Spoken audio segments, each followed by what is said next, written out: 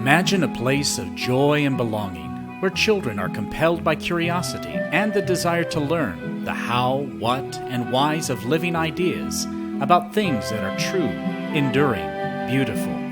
As human beings, I think that we learn from the very atmosphere that we are surrounded by.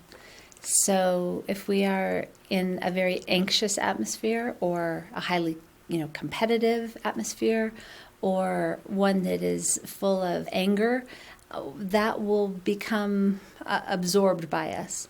And if we are surrounded by an atmosphere that is peaceful and joyous and curious and that elevates the benefits of learning, I think that too will become a part of us. Imagine a place of discovery where children are embraced and nurtured as whole persons to be cultivated rather than simply stamped out as bricks in a wall.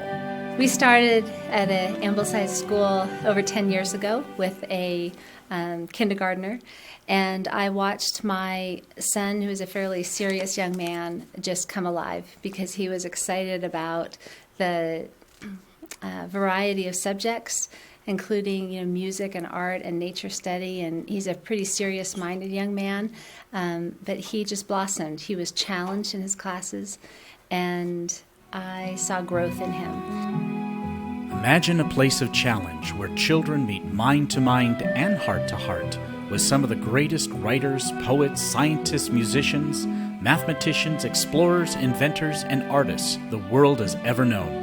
I remember when we were reading an excerpt from Charlotte Mason's writings on the 3 pillars, and under Education as a Life, she gave us this beautiful image of a fish coming up to grab hold of a fly.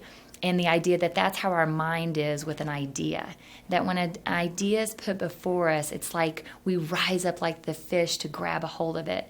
And she related that idea to the great authors that we'll find in science text, in literature, in math, across the subjects.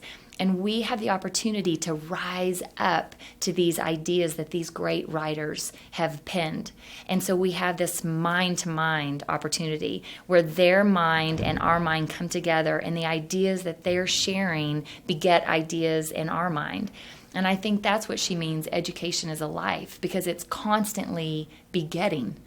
This idea causes me to think of an idea, and I share that with our class or in a discussion, and that creates an idea here, and it's just a continual growing and nurturing of ideas. Hence, education is a life. Imagine a place of discipline where children are trained and supported in life-affirming habits that will positively impact them and the people around them for a lifetime. Charlotte Mason opened my eyes to see that discipline, when it's wrapped up in manipulation with either the prize on one end or the fear of a punishment on the other, that's actually very detrimental, because that's not the way God disciplines and then nurtures our growth.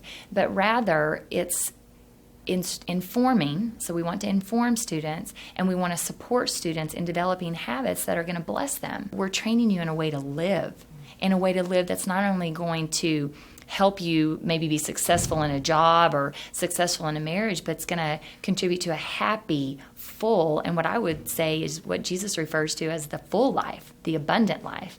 And so it was just a revolutionary way to look at discipline. Imagine a place of inspiration where children meet daily with their Creator and the wonders of His handiwork in nature, persons, places, living things, and living ideas.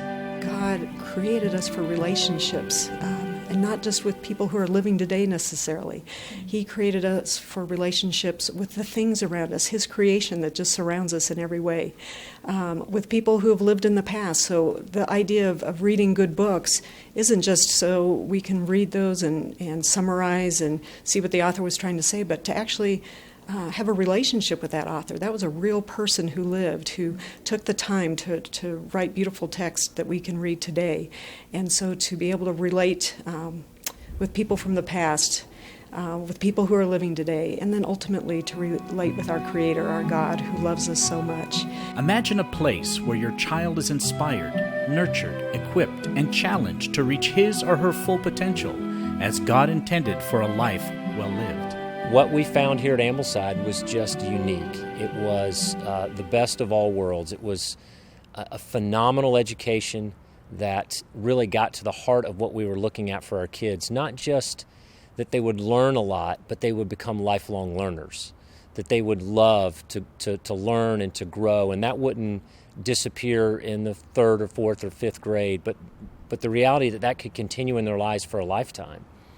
And then the atmosphere that Ambleside creates, that it's committed not just to their academic development and their love of knowledge, but it's committed to their relational growth. And that's critical. You know, I run my own business. I understand the relational component is just as critical as the knowledge component when it comes to people's success. And so Ambleside's a place that knows that and understands that and works on the whole person. Ambleside Schools, a place where minds, hearts, and imaginations are cultivated and trained in an atmosphere of joyful relationships with living ideas.